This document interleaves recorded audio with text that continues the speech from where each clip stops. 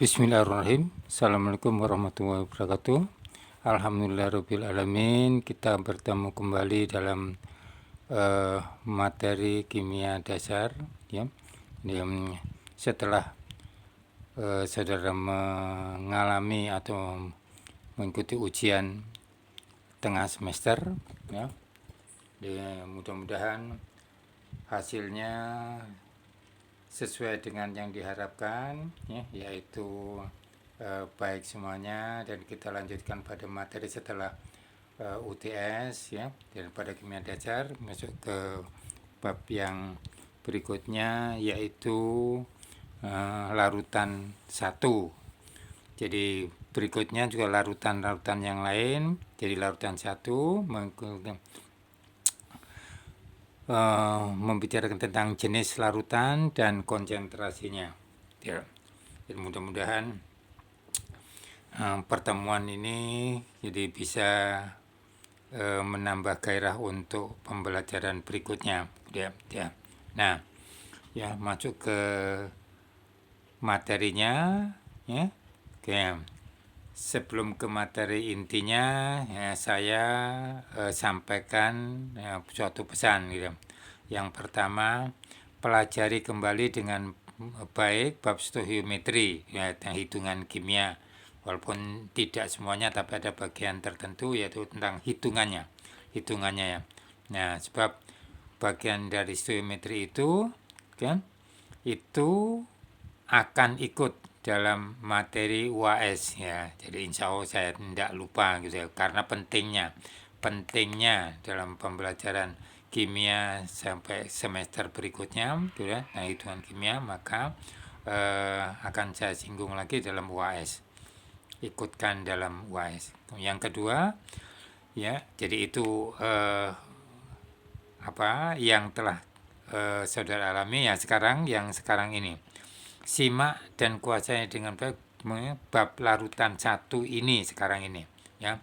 Nah, sebab, ya, bersama bab stoichiometri yang barusan akan menjadi dasar penguasaan, ya, dan selalu disinggung dalam materi-materi berikutnya sampai UAS, ya. Nah, jadi materi yang akan datang bersama stoichiometri ini itu, ya, akan menjadi makin lebih gampang difahami kalau, ya, stoichiometri bersama larutan 1 ini bisa dikuasai dengan baik, ya.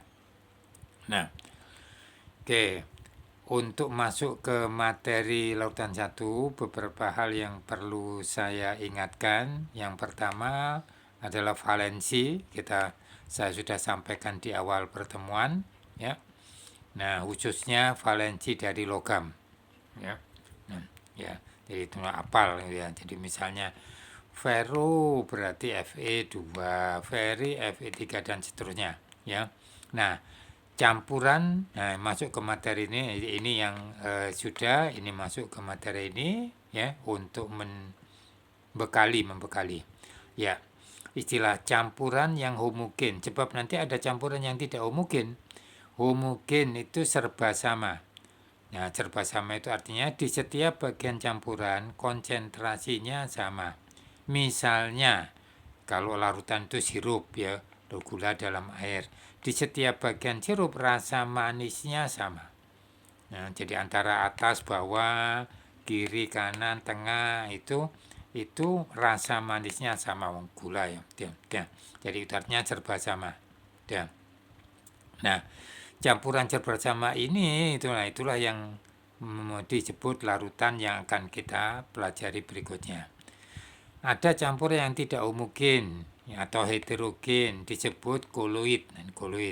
Misalnya campuran air dan minyak.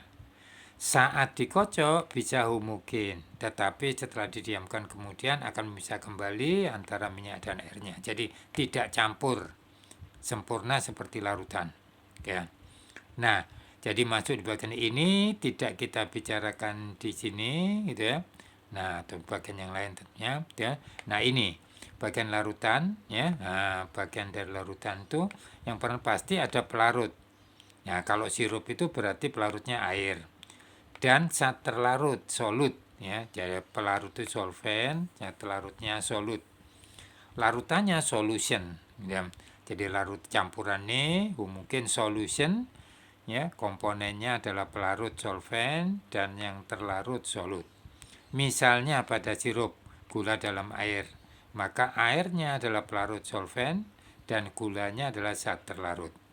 Nah, tentunya larutan itu mungkin pelarutnya satu tetapi yang terlarut tidak harus satu. Misalnya gula, sirup berwarna, sirup rasanya agak kecut ya, misalnya jadi karena ditambah zat lain. Nah, dan kalau tidak disebutkan lain, yang disebut pelarut itu adalah air aqueous ya, kita dalam bahasa akademisnya aqueous ya. Jadi kalau air mungkin belum murni, betul, aqueous itu lebih murni. Oke. Nah, ya. Jadi materi dasar berikutnya adalah asam ya. Jadi ada beberapa teori tentang asam, itu Arrhenius yang kita gunakan sekarang ya. Senyawa yang dalam molekulnya selalu mengandung atom H, misalnya HCl, asam klorida, ionitik asam nitrat dan sebagainya. Tapi tidak setiap senyawa yang mengandung H itu merupakan asam. Contohnya NH3 justru merupakan basa.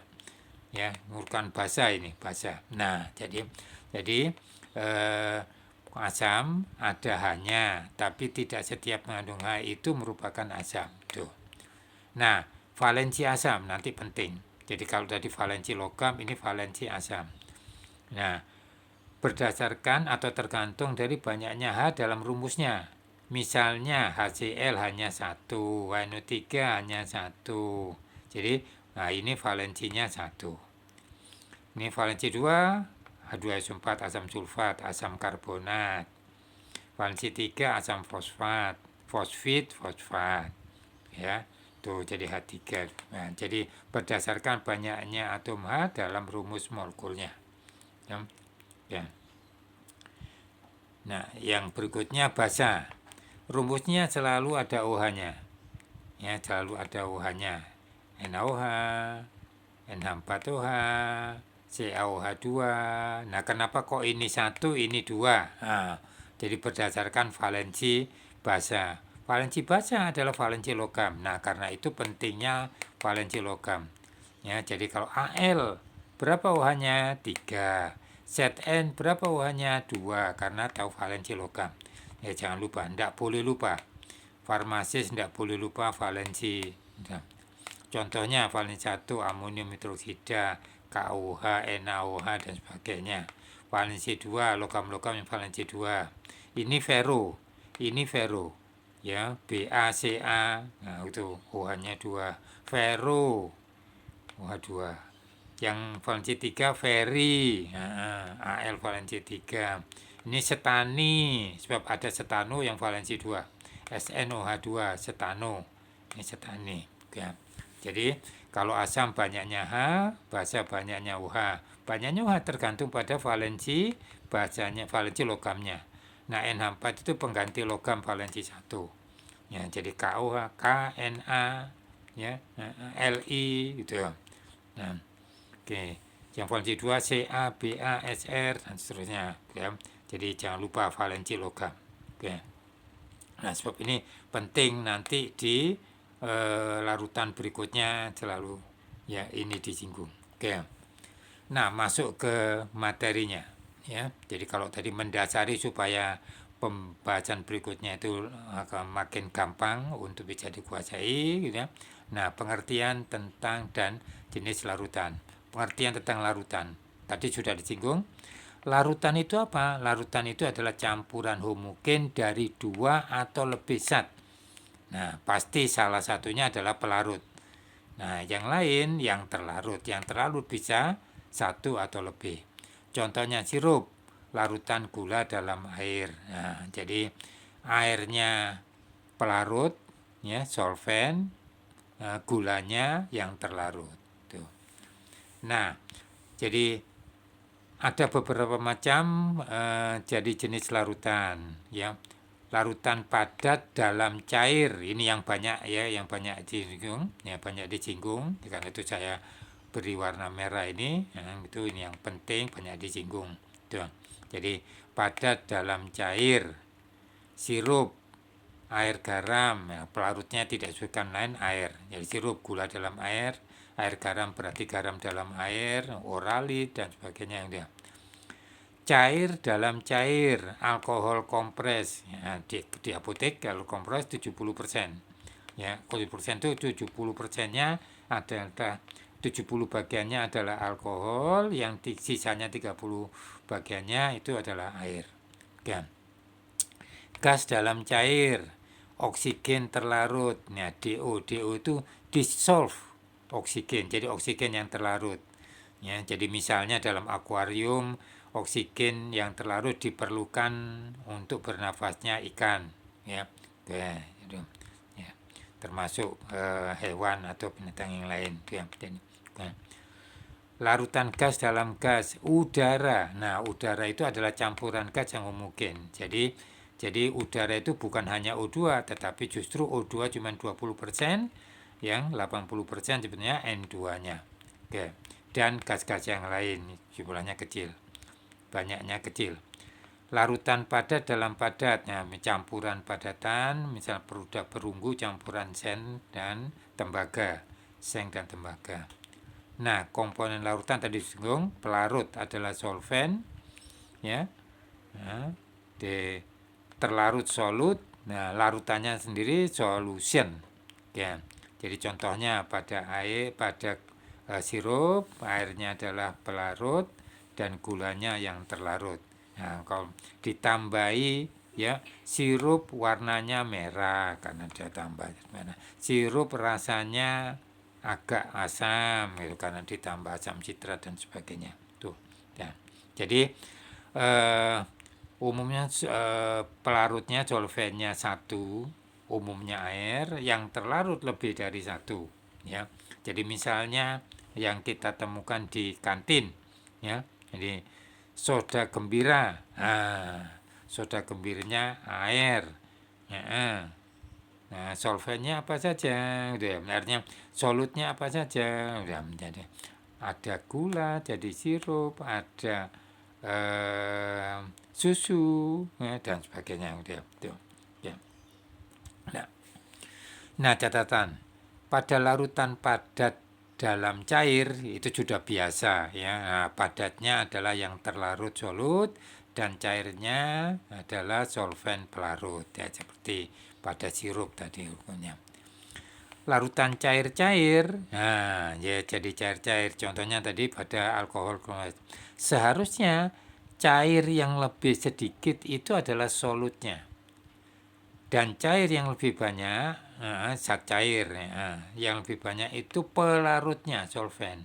Namun dalam pembicaraan sehari-hari yaitu alkohol kompres 70% yang untuk menurunkan panas itu, ya.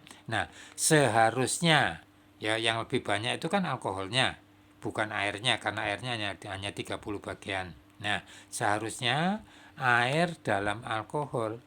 Nah, tetapi sudah kebiasaan, ya, jadi seolah-olah alkohol dalam air, padahal airnya lebih sedikit, 30 bagian, alkoholnya yang lebih banyak 70 bagian. Tuh. Ya, ya tapi enggak apa-apa, kita terima aja, udah paham. Jadi alkompret itu sebetulnya air dalam alkohol.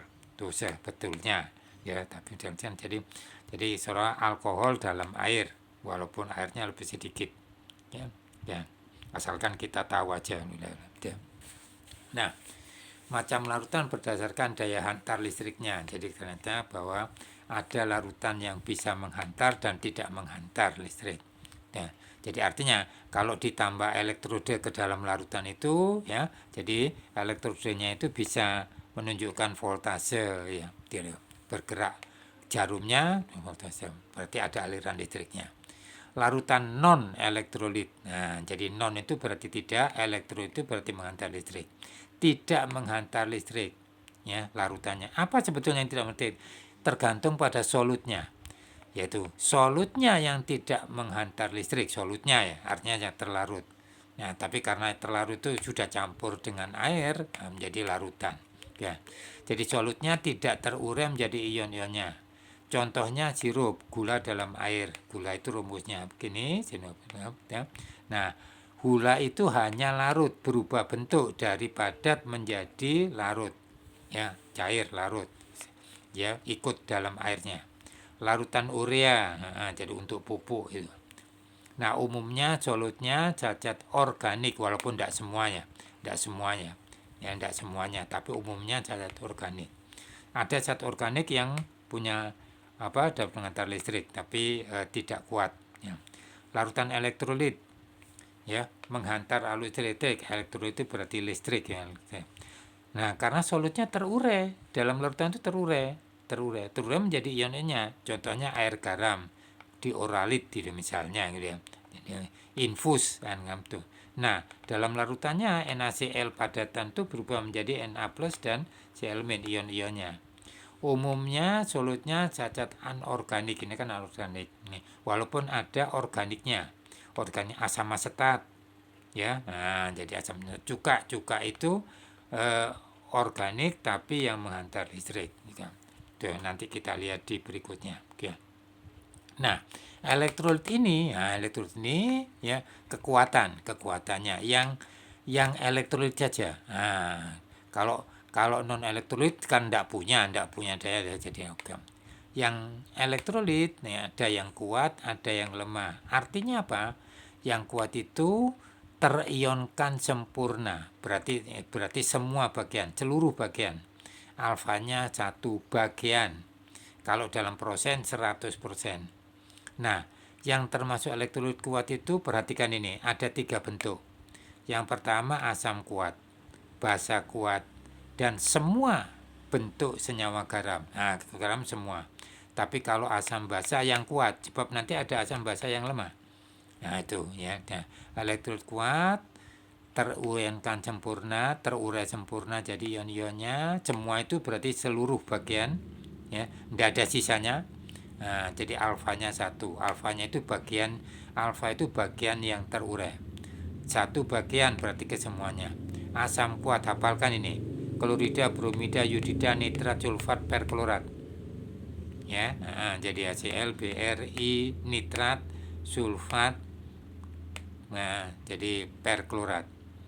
Basa kuat KNaCaSrBa, berarti logam-logam golongan 1 dan golongan 2 dalam sistem periodik. Nah, ya. Jadi golongan 1, golongan 2 dalam sistem periodik. Walaupun golongan 1 ada Li, golongan 2 ada Mg ya. Nah, jadi yang kuat itu yang kiri bawah. Nah, larutan garam semuanya ya merupakan elektrolit kuat, berarti alfanya 1. Ya. Jadi ini nanti penting di pembicaraan berikutnya.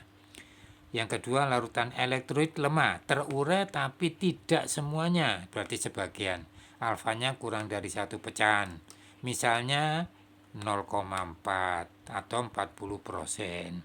Ya, yaitu asam-asam lemah. Apa itu? Yang bukan kuat. Contohnya banyak asam sianida, asam format, asam asetat. Nah, itu asam asetat ya. Asam tadi. Kalau ini asam format, asam semut. Ini organik ya. Nah, jadi kalau mau ditambah ini CH3COOH ya. Jadi asam asetat cuka. Basa lemah NH4OH bukan yang kuat. Nah, contoh yang paling sering itu karena ini yang larut dalam air NH4OH ya. Nah, jadi yang bukan ini ZnOH2, AlOH3 dan seterusnya.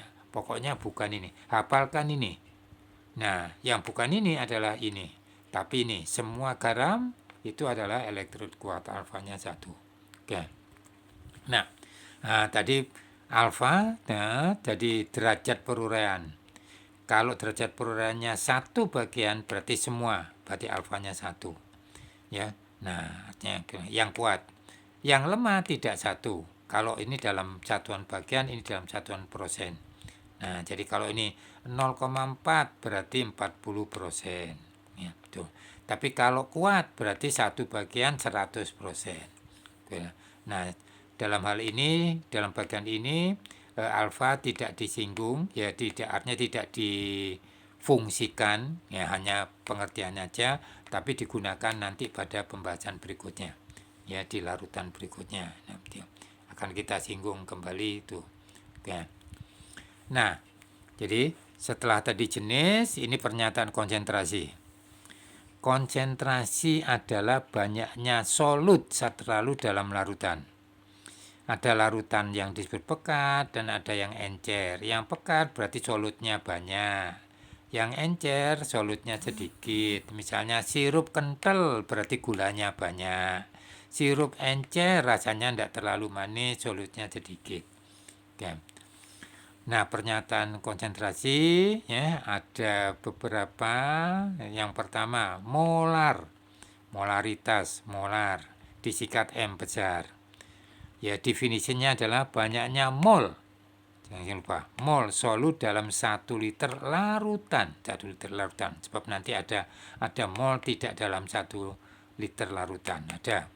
Jadi mol dalam 1 liter larutan. Mol, nah, dituliskan cara matematiknya mol per liter larutan. Ini larutan ya. Nah, jadi kalau liternya itu diganti mililiter ya, karena kita bicara di laboratorium bisanya volumenya tidak terlalu banyak dalam mililiter, berarti dibagi 1000, atasnya bagi 1000 milimol. Nah, jadi nanti ke sini ya. Nah, dituliskan N adalah mol per volume liter. N milimol per volume mililiter. Nah, jadi ini.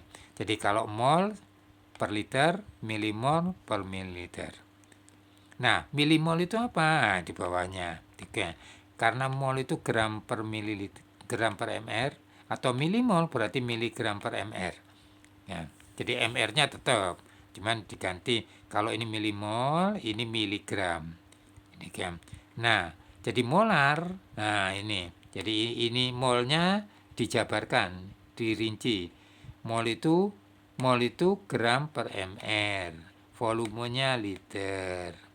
Ya, atau ini menjadi miligram berarti ini mililiter. Ya, jadi ditarakan atas dibagi 1000, ini juga dibagi 1000. Oke. Jadi attomolar berarti miligram per mr kali mililiter. Jadi di laboratorium biasanya kita gunakan ini. Ya, kita gunakan ini gitu ya. Jadi ini milimol per mililiter. Karena kita membuat larutan yang tidak banyak, ini paling mungkin 2 liter paling banyak gitu ya. Oke. Ya. Jadi perhatikan, silakan. Jadi menjadi mol per liter atau milimol per mililiter, atau molnya diganti gram per mr atau miligram per mr mililiter. Oke. Ya. Enggak tergantung pada soalnya penggunaan rumus ini. Oke. Nah, yang kedua, normal. Normalita normal, tandanya N besar. Banyaknya mol X, ya, mol ekivalen, mol X solut dalam 1 liter larutan. Nah, jadi ini sama dengan molar, Bedanya di sini, ya. Kalau molar itu mol, ini mol X. Apa itu mol X? Nah, nanti kita lihat. Jadi, nah, normal adalah mol X per liter. Kalau ini jadikan mililiter, berarti milimol X per mililiter. Nah, jadi itu. Oke. Dirumuskan N mol X per liter, milimol mol X per liter atau milimol per mililiter. Oke. Nah, mol X mungkin tidak bisa langsung ke gram atau miligram. Nah, jadi nanti sebab gram miligram itu molar ya, jadi ke molar. Kaitannya dengan molar bukan ke normal. Nah, karena itu normal nanti dihubungkan ke molar, gitu ya. Nah, sini hubungannya antara mol dengan mol X atau molar dengan normal. Ya, jadi itu. Oke. Jadi mol X per liter, mol per liter molar, mol X per liter juga normal. Oke. Ya. Nah, pada asam yang rumusnya secara umum HX, X itu banyaknya H. Misalnya HCl hanya 1, H2SO4 hanya 2. Ya. Nah, hubungannya ya. Jadi mol X adalah mol kali X. X itu banyaknya H atau valensi asam. Misalnya HCl hanya 1 mol, berarti mol X-nya adalah 1 kali 1. Asam sulfat 1 mol, mol X-nya adalah 1 kali 2. Oke. Ya. Nah, jadi kalau basa OH-nya. Nah, pada basa banyaknya OH. Oke. Ini valensi 2, berarti 1 molnya 2 mol X.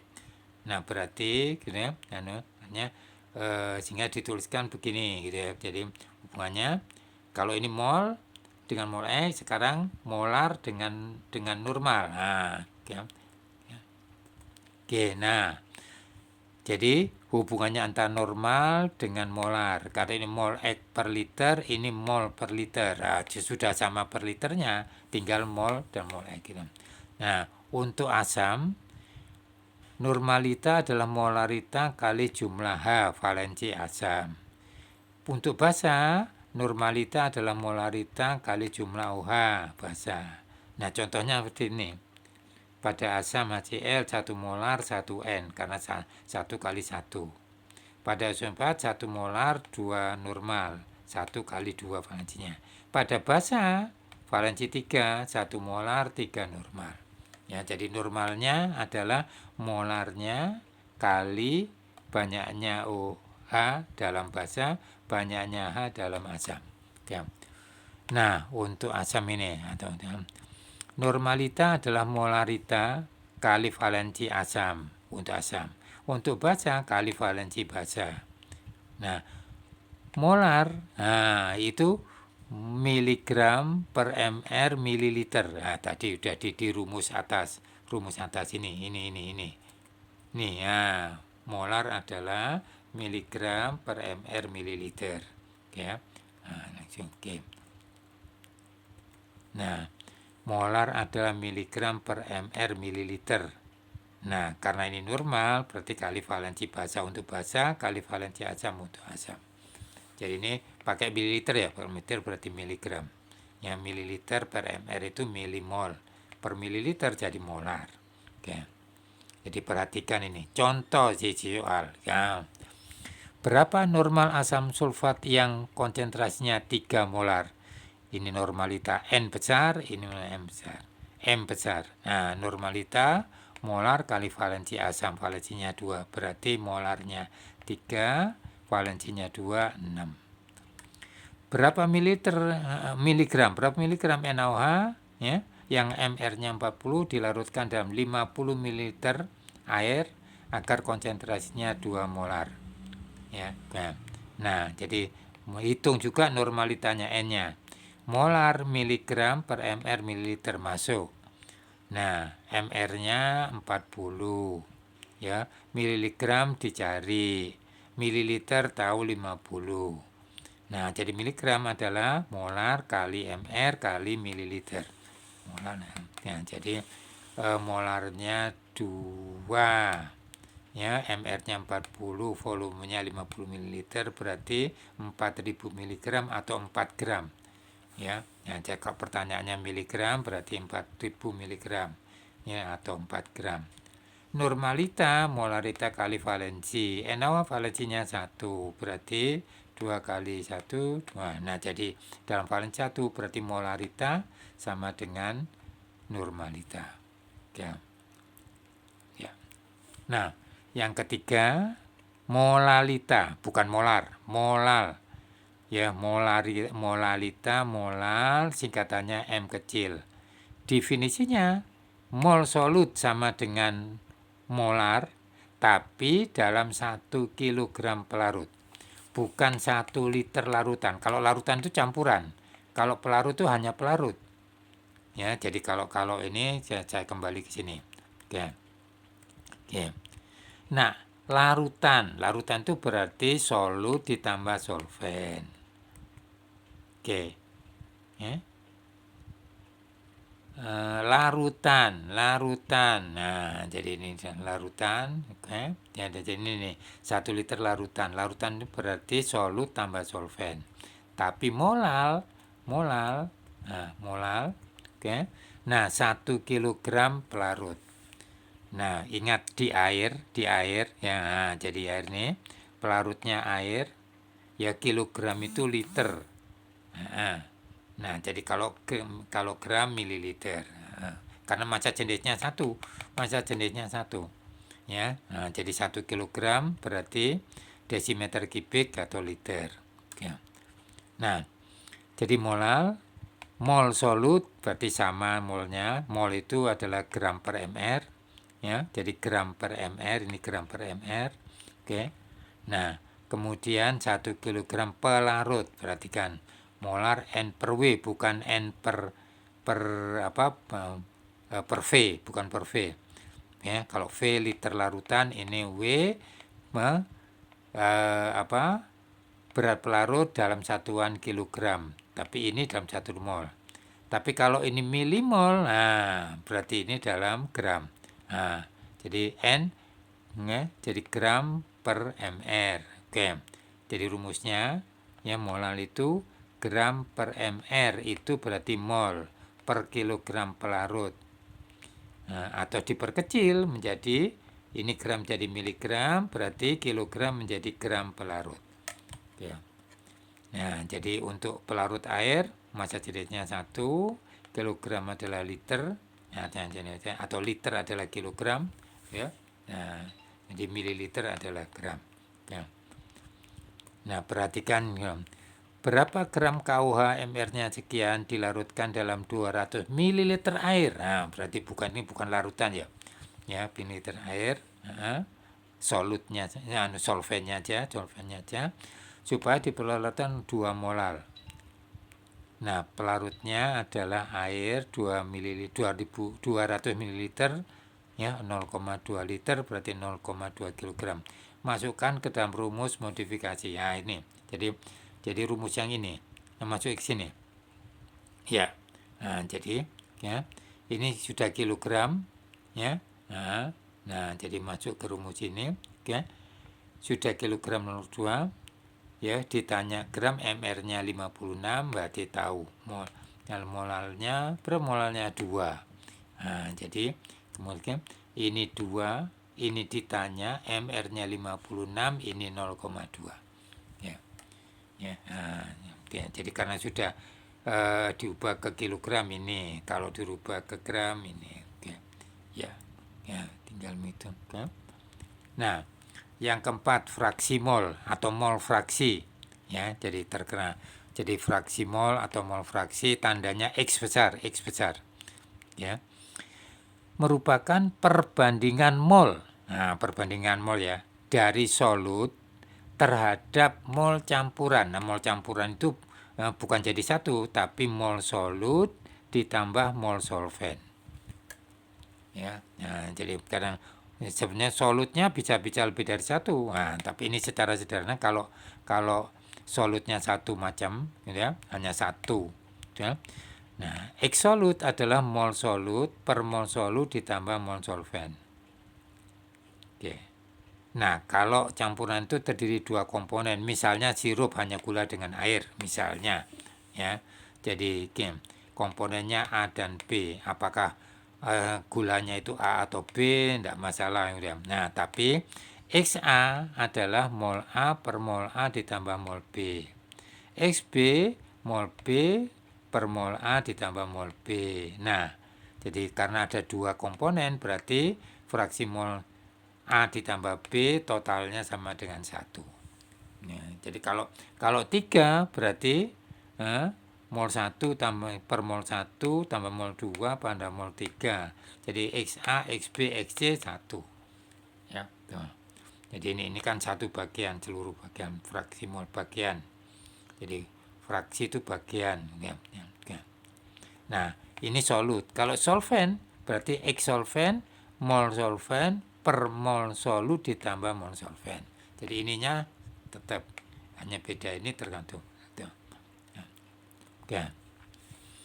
Yang kelima persen atau persen berat atau persen volume tergantung pada bentuknya, gitu ya. Persen banyaknya solut dalam satu bagian campuran. Nah, bagian sudah campuran ya. Jadi kayak molar itu campuran, normal itu campuran. Nah, jadi campur itu solut dan solvent. Oke. Campuran terdiri dua komponen A dan B. Berat persen A adalah massa A per massa total. Ini massa total. Massa total A dan B kali 100% dalam satuan persen. Ya. Nah, jadi kalau cuma A dan B berarti persen A dan persen B itu totalnya 100. Totalnya 100. Seperti fraksi mol A, B totalnya 1. Nah, jadi persen A. Persen B berarti massa B per massa total A ditambah B kali 100% dalam persen. Ya, tuh. Nah, kalau volume tinggal mengganti berat ini dengan volume. Dengan volume satuannya liter atau mililiter. Ya. Ya. Jadi oke. Ya, jadi kalau volume ya, persen beratnya. Nah, persen volume mengganti masanya dengan volume, satuannya liter atau mililiter. Tidak disebutkan lain, persen itu adalah persen berat. Nanti kita lihat di akhir ya. Di akhir itu ada etiket dari bahan kimia yang kita beli ya, tuh untuk lab ya. Ya.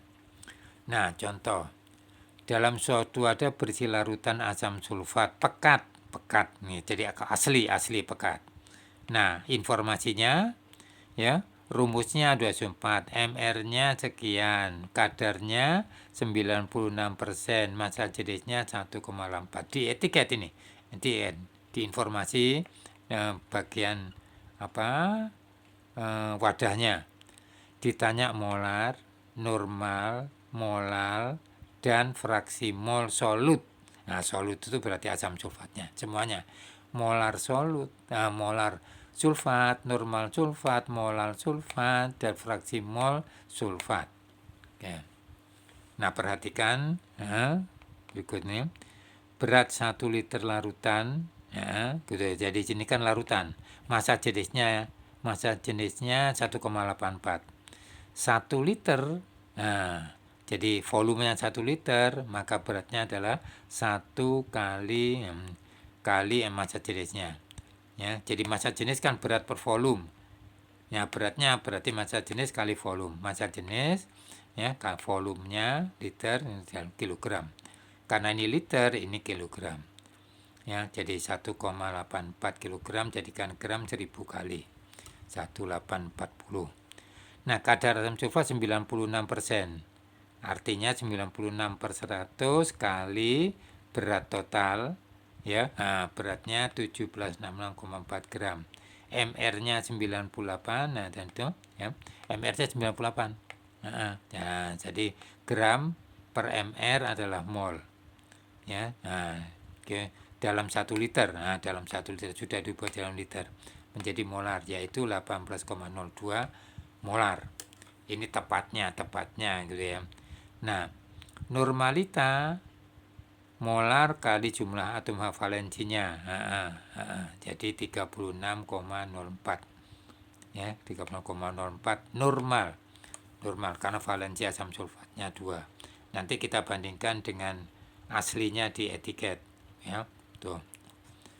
Nah, molal, nah itu mohon dihitung jadi gram. Nah, jadi molal, oke. Nah, mol apa ini? H2SO4 18,02 dari ya. Jadi dari molar jadi gram ya. Oke, 18,02 molar. Oke. Nah, ini berat 1 liter. Nah, 18 gram dari hitungan yang di depan gitu ya. Nah, 1 liter beratnya. Nah, iki. Nah, 1 liter beratnya 1840 gram. Nah, ya jadi kita kembali ke definisi. Apa sih definisi molal itu? Molal itu ya. Nah, molal itu mol solut per 1 kg pelarut. Nah, jadi pelarut bukan campuran. Ya, kalau ini campuran. Campuran itu sulfat dan air. Nah, jadi karena mol itu ya. Nah, berat 1 liter sekian gram tadi sudah dihitung dan bisa. Nah, solut 17,64 gram. Nah, jadi 0,8 mol atau milimol 1000 kali ini. Nah, berat pelarut adalah larutan campuran dikurangi berat solut sekian gram. Nah, jadi supaya molar itu mol per kilogram atau milimol per gram. Nah, jadi ini milimol per gram, jadi tinggal dihitung gitu ya. Nah, tinggal dihitung. Jadi 18.020 dibagi 73,6 gram. Oke, jadi ini molarnya. Ya. Nah, dari A mol atom sulfat sekian. Nah, jadi dari C mol 2O sekian. Nah, berarti fraksi mol adalah mol sulfat per mol sulfat ditambah mol air. Mol air. Nah, tinggal ngitung. Nah, jadi 18 per 22,12 ini. Ini kan 22,12 ya. Nah, jadi pasti 0, pasti 0, tidak boleh lebih dari 1. Yang 1 pun itu kalau totalnya. Nah, jadi 18,02 dibagi 22,12. Oke, pasti 0, sekian. Ya, tuh. Nah, jadi kalau harga-harga itu misalnya, jadi saya langsung ke sini dulu. Nah, ini asam sulfat. Ya, informasi di etiket ini asli dari textbook dan dari etiket sulfat aslinya. Asli itu berarti masih pekat, belum diencerkan. Kalau di laboratorium biasanya sudah diencerkan. Asam sulfat 96% berat, massa jenis 1,84, normalita 36,0, terhitung 36,04. Terhitung. Nah, jadi hampir sama. Hampir. Nah, ini jadi udah itu. Nah, ini data di etiket gitu. Nah, lewat hitungan ya 36,04. Molaritanya dibagi 2 18, tuh. Oke. Jadi saya balik. Ini aslinya. Ya, dengan hitungan hampir tidak ada perbedaan. Oke.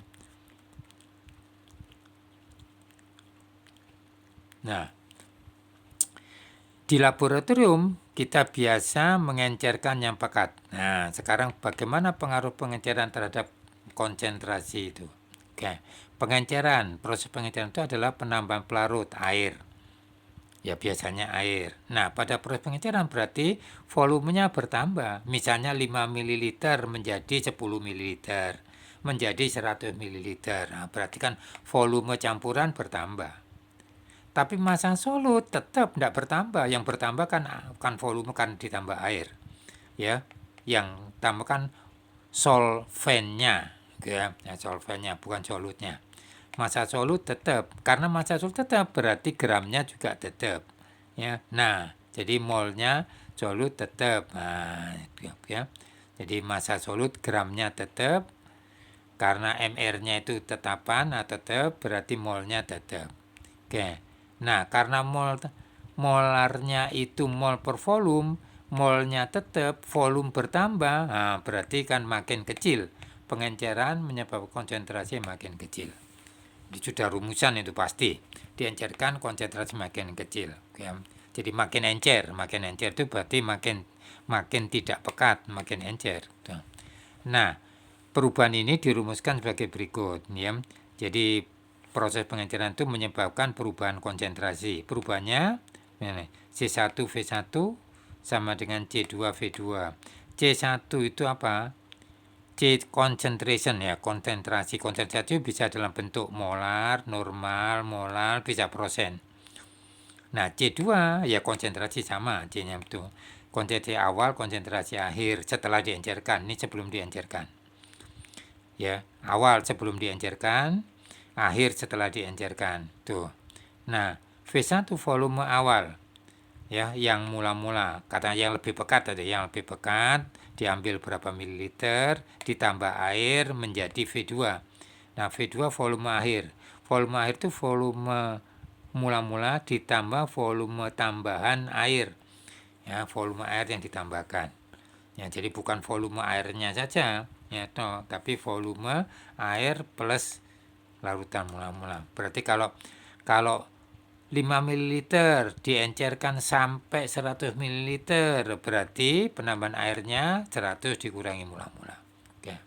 Ya, oke, perhatikan tuh. Nah, jadi contohnya berapa mililiter air harus ditambahkan? Nah, mililiter air yang harus ditambahkan ke dalam 200 mililiter asam sulfat pekat 36 mN supaya diperoleh yang encer. Yang encernya itu 2 molar. 2 molar. Ya, jadi ya. Nah, jadi dari 36 N menjadi M. Nah, samakan dulu. Ya, samakan dulu. Nah, apakah ini yang dirubah atau ini yang dirubah? Ya, ini yang dirubah. Ya, karena ini N, nah, yang ditanya ini yang berubah. Jadi C2 molar diganti normal. Berarti karena valensinya 2, 2 kali 2, 4. Ya, nah C1-nya normal, C2-nya normal. Nah, satuannya sudah sama, nah, maka V2 V1 C1 per C2. Ya, V1 200, N-nya 36 menjadi 4, nah menjadi 1800 ml, jadi atau 1,8 liter. Tapi airnya volume akhir dikurangi volume awal airnya. Di bulan itu dikurangi 200 1600 atau 1,6 liter. Ya, jadi perhatikan ya definisi rumus yang dari penjabaran dan perhitungannya. Oke. Nah, di akhir kandungan selain 5 tadi ya kita sering menemukan begini, misalnya di dalam garam dapur ya, garam yang kita konsumsi KiO3 ya, 3. Nah, ppm, satuannya ppm, part per million, nah, per ribu, miligram per kilogram, per ribunya, ya, miligram per kilogram, million. Kandungan yodium sebagai KiO3 dalam garam konsumsi, minimal ketetapan pemerintah 30 ppm. Berarti setiap kilogramnya harus mengandung 30 mg KiO3. Harus. Ya, jadi kalau enggak berarti menyalahi ketentuan bisa dipidanakan gitu. Jadi pabriknya bisa dipidanakan karena ini sudah menjadi undang-undang. Ya, international unit per gram. Nah, jadi per gramnya itu mempunyai potensi kemampuan menukar. Misalnya vitamin A dalam minyak goreng. Ketentuannya minimal 20 internasional per gram dari minyak itu. Ya, minimal ini tidak boleh kurang. Ini juga minimal 30 tidak boleh kurang. Ya, 30 ppm. Tuh. Oke. Nah, ini tadi ya. Ini data di textbook ya. Ini pekat, semuanya pekat. Asli artinya kalau kita beli dari dari penyalur ya, aslinya itu nah, sekian normal. Nah, berapa molar? Nah, valensinya 1, normal sama dengan molar. Valensinya 1 sama. Oke, jadi diperhatikan, dihafalkan, kalau mungkin dihafalkan ya, tuh supaya mempercepat proses perhitungan ya. Oke. Nah, terakhir semoga Allah Subhanahu wa taala memberikan kemudahan untuk menyerap ilmu yang diberikan. Jangan lupa mengerjakan soal-soal latihan ya, berikut, kerjakan bersama teman yang lain ya. Jadi masa pandemi mungkin menyebabkan kita tidak boleh kumpul, nah, gitu ya. Nah, tinggal caranya untuk bisa komunikasi. Tidak apa-apa, lihat telepon, lewat HP. Ya. Nah, soalnya ini karena penting, ya berarti banyak, sampai dengan 7, ya dicoba. Ya. Ya. Nah, sebelum ke bab berikutnya, saya pesankan ini, jadi untuk bisa berkelanjutan dengan baik. Memudahkan pemahaman materi berikutnya, yaitu sifat koligatif. Jadi larutan 2 itu sifat koligatif larutan. Ya. Nah, akan disinggung perhitungan kimia. Ya, jadi kali bagi ya, gitu pasti udah. Dan minimal kali bagi gitu ya. Ya. Ya. Oke. Yang kedua, komponen larutan, solvent, solut. Nah, ini penting ya. Tuh. Yang ketiga, konsentrasi larutan. Ya. Nah, kemudian jenis larutan, non elektrolit dan elektrolit. Ya, elektrolitnya kuat lemah. Artinya, misalnya, ya non elektrolit apa saja atau ada zat itu masuk elektrolit apa non elektrolitnya. Jadi difahamkan ini, dipelajari kembali, ya, karena digunakan untuk sifat kolegatif ini yang insya Allah pada minggu depan. Tuh. Oke, alhamdulillah ya. Oke. Nah, jadi oke. Ya. Oke, alhamdulillah kita sudah bisa mengakhiri kuliah pertama setelah UTS. Mudah-mudahan tetap sehat, ya, dan mekanismenya tetap bahwa pertanyaan, jadi saya tunggu untuk interaksi saya jawab ini mudah-mudahan tetap sehat. Wassalamualaikum warahmatullahi wabarakatuh.